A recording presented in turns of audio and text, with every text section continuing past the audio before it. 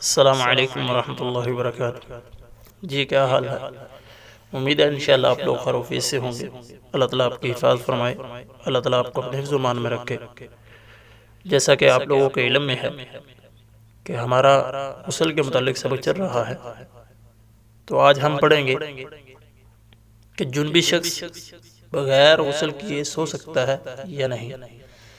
صحیح البخاری میں آتا ہے، حضرت عبداللہ بن عمر رضی اللہ تعالیٰ عنہ سے روایت ہے کہ بیان کرتے ہیں کہ حضرت عمر بن خطاب رضی اللہ تعالیٰ عنہ نے، یعنی کہ ان کے والد محترم نے، اللہ کے رسول سے سوال کیا کہ اے اللہ کے رسول، کیا ہم میں سے کوئی شخص اس حالت میں سو سکتا ہے کہ وہ جنبی ہو؟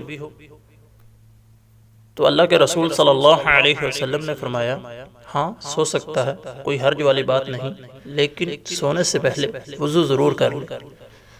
تو اس حدیث سے پتہ چلتا ہے کہ جنبی شخص بغیر غسل کیے بھی سو سکتا ہے، لیکن وضو ضروری ہے، وضو کر کے سونا چاہیے۔